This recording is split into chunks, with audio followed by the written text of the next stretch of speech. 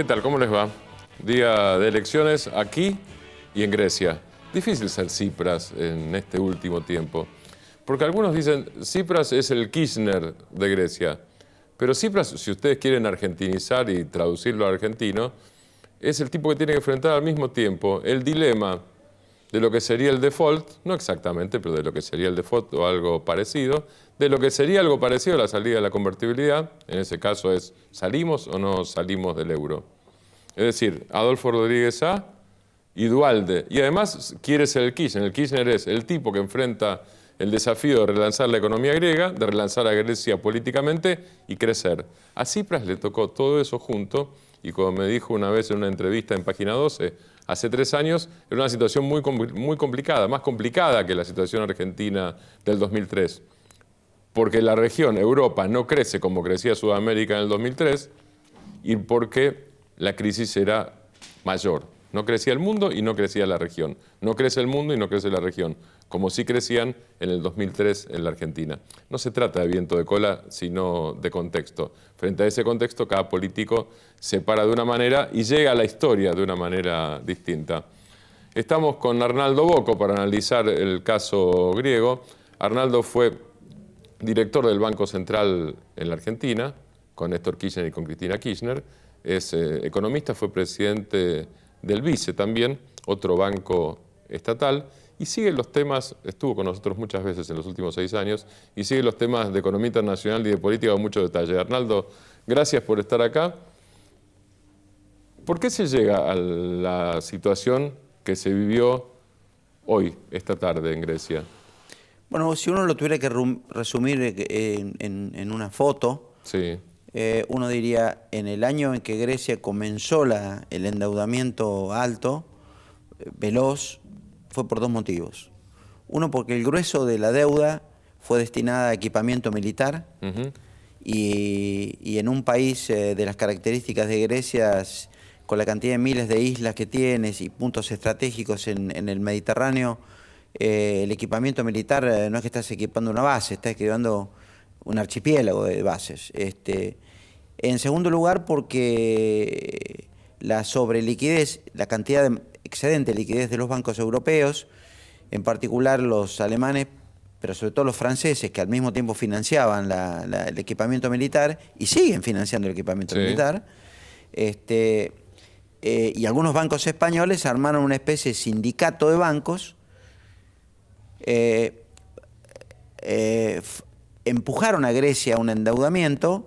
Las calificadoras de riesgo prestaron muy poca atención a la situación fiscal, que ya Grecia venía en luz amarilla.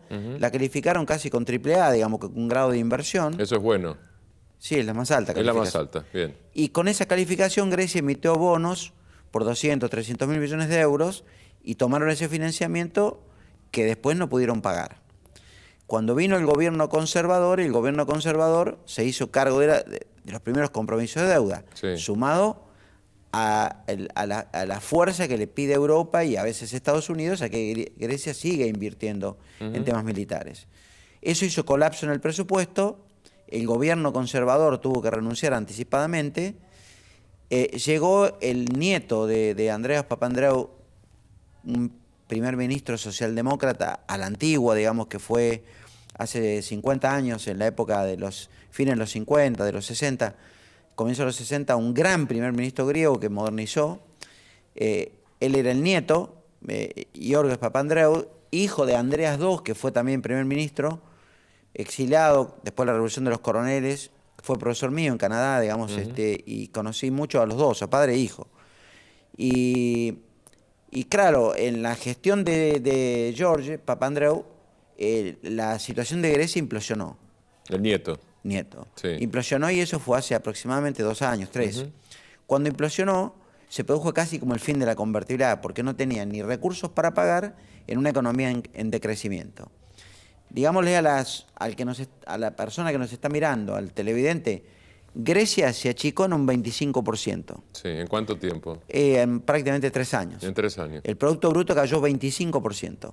Y la tasa de desempleo, que es común ahora, todo el mundo cita, está en el orden del 26%. O sea que el impacto fue brutal. Pero en los jóvenes está entre los más jóvenes 50 y los muy jóvenes 60% de desempleo. Como en España, o peor que en España Peor todavía. que en España. Entonces la gente migra. Y esto es importante porque Grecia tiene una tradición de migración de muchas décadas, Sí. digamos, también de 40, 50 años. Digo, en el rubro de ingreso de divisas es el segundo componente de ingreso de divisas, que son remesas de griegos residentes en el exterior que mandan a sus familias. Sí. Primero el transporte, tercero es turismo. Cuando Grecia entra en esta crisis, entra en crisis conjuntamente, pero en forma pronunciada, siendo una economía más chica, se nota menos, que lo que pasó en España, un poco en Italia, en Portugal y en Irlanda. Grecia, en algún lado la crisis europea tenía que explotar. Y la explosión política es el renunciamiento de Papandreou III, llamémosle, y un emergente donde Tsipras, con su partido pequeño Syriza, que ya tenía representación parlamentaria, pone un programa de 8 puntos, uno de los cuales era repudiar las políticas de ajuste. Ajá. El otro era subir las jubilaciones, Sí. reincorporar los empleos públicos, abrir los medios de comunicación del Estado, que se habían cerrado, se habían privatizados, subir los salarios y evidentemente hacer una política progresista, llamemos en términos de hoy. Designa a una persona muy particular, porque es realmente un tipo muy brillante, que es Yanis Varoufakis, al cargo de Hacienda. Y Varoufakis, que es un tipo adquirió un perfil muy alto, porque es, quiero decir, es un personaje de alto perfil, excéntrico, mitad economista, mitad artista, estuvo involucrado en la industria del software, exitoso académicamente, formado desde muy joven en el mundo anglosajón, estudió en Inglaterra, fue profesor en Australia y en Estados Unidos, en Columbia y en Texas. Y él adquiere a todo un grupo intelectual, digamos, anglosajón, norteamericano, británico, que son de izquierda keynesiana. Crítico. Muy crítico. Vamos a ver uno de los personajes que nombraste. El primero es Tsipras. Tsipras, en lo que vamos a ver, aparece con un español muy español, obviamente, doblado del griego en alguna cadena española. Ahí lo tenemos. No lo tenemos. Esperamos a Tsipras, entonces. Mientras esperamos a Tsipras, vos estás hablando de Varoufakis. Sí, Varoufakis escribió varios libros pequeños de divulgación masiva en inglés y en griego, donde decía, bueno, cuál era la solución para Europa y cuál era la solución para Grecia. Entonces, él ya estaba involucrado en política, había sido asesor y se fue en disidencia con Papandreou, porque le dijo, esto hay que cortar, esto no podemos pagar, y se fue, cuando evidentemente el propio Papandreou no quiso seguir el camino de la ruptura con Europa. Y yo creo que en las elecciones, con el número que adquirió para formar gabinetes, es una sociedad con una democracia parlamentaria, digamos. O sea, Tsipras es el mandatario con un vicepresidente económico, que es una persona más tradicional, más como dirían, old fashion, chapado a la antigua. Sí. Con un Varoufakis, digamos, que es 50 años, 52 años, casado con una gran artista, pintora, muy conocida. Tiene 42, me parece. No, tiene 52 años. No, Tsipras, no Varoufakis. Varoufakis. Varoufakis. Varoufakis sí, Tsipras tiene menos todavía, 42. Sí, 42, 43 años. Sí. Entonces, ellos encaran una suerte muy inteligente de enfrentamiento, pero sin ruptura con la Unión Europea. ¿En qué consiste esto?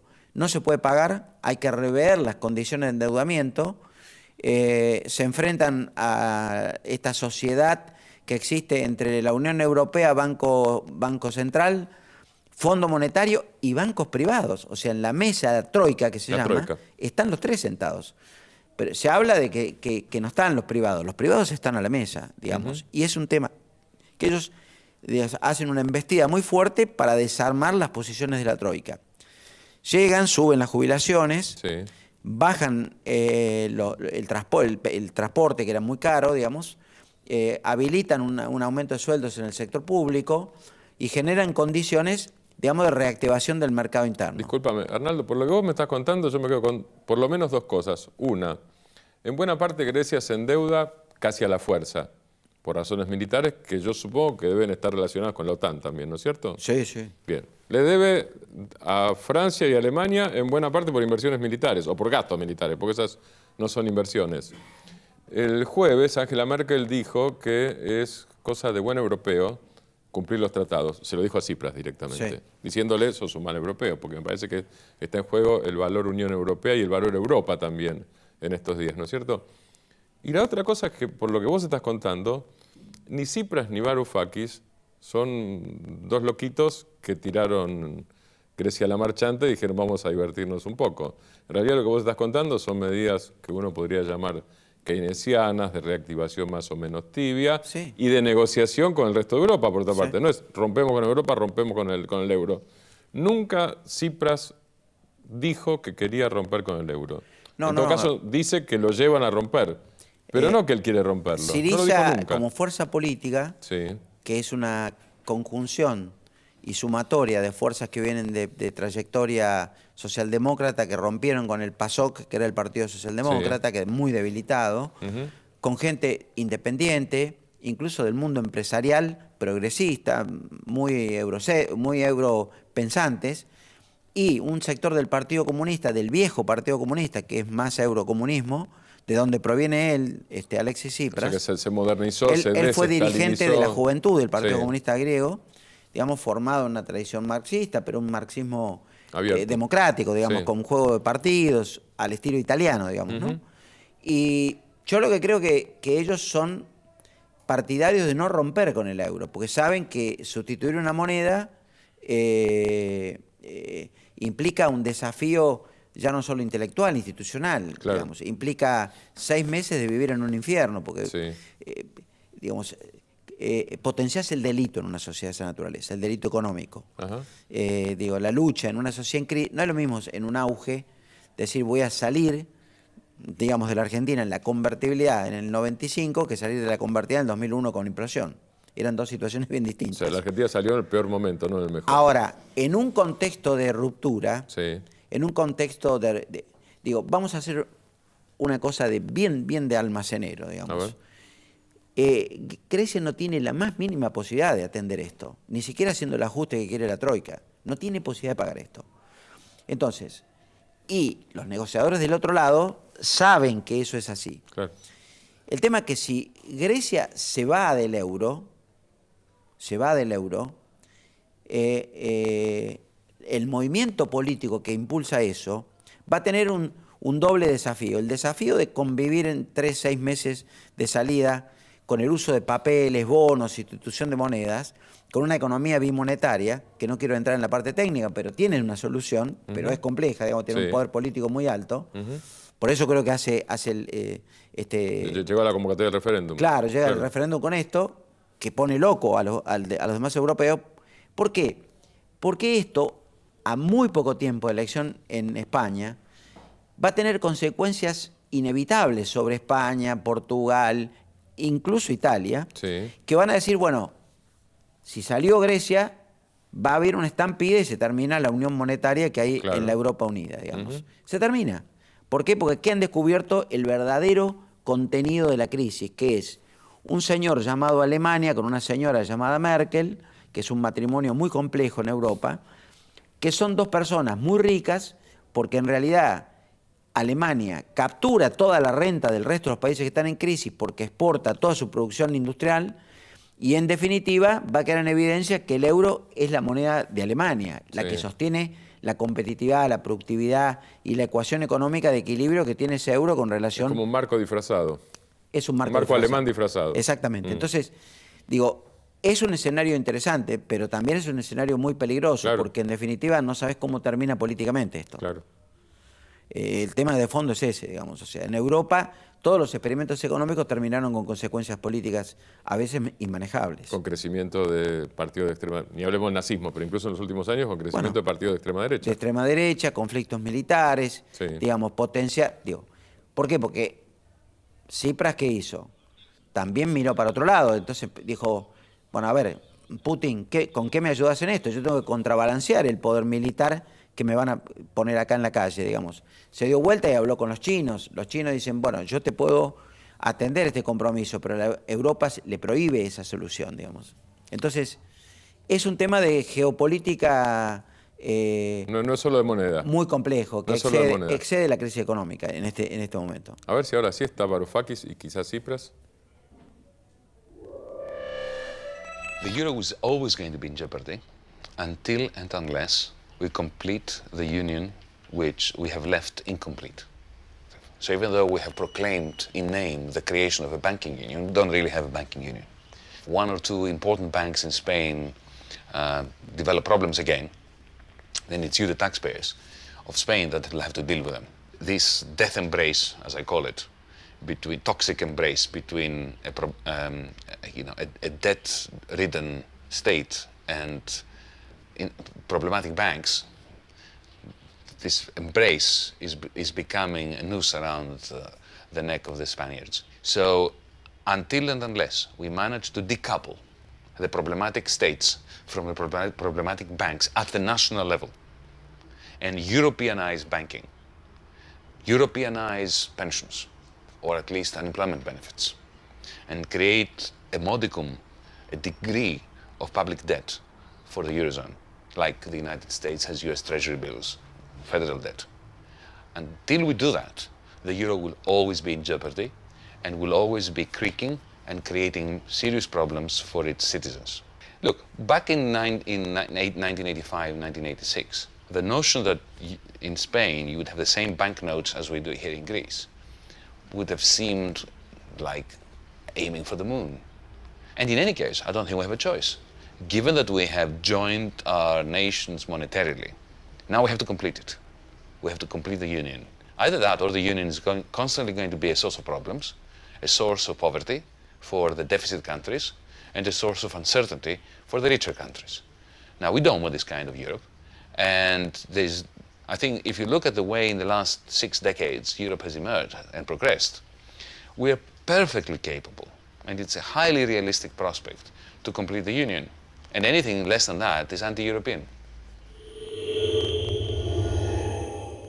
Varoufakis, ministro de Economía griego. Arnaldo, tenés 1 minuto si querés para comentar a Varoufakis y yo 10 segundos para cerrar el programa. Bueno, lo que él dice es no está completa la Unión Europea con este sistema. La verdad, tengo una gran admiración por Varoufakis, porque en realidad es un ministro con un alma tremenda. Digamos, en una entrevista el miércoles a la noche casi se quiebra, o sea, con un periodista norteamericano, y realmente él la levantó su blog diciendo: estamos en plena batalla, tiene que triunfar el no. Entonces, yo creo que el gran mérito que hace la crisis transparente, cuando sale de las reuniones, él publica en su blog automáticamente qué se discutió para que la gente siga de cerca la forma que lo apretaron en una reunión para que él diera pasos que Grecia no debía dar, digamos. Entonces, es muy interesante el proceso griego. Es una democracia que enseña mucho al mundo y especialmente a la Argentina, que tiene muchos puntos en común. Incluso cuando caminas por la calle en Atenas o en cualquier lugar de Grecia, te parece estar en cualquier lugar de Buenos Aires, porque el acento es muy parecido al nuestro, aunque las palabras se pronuncian de otro modo. ¿Sabes cómo se dice Bolonqui, no? Sí. Chipolitakis. Sí. Arnaldo, gracias por estar acá. Nos vamos con Lula, que siempre dice que la democracia es movimiento perpetuo y la política en Grecia también parece que es así. No es pacto de silencio. Chao, gracias.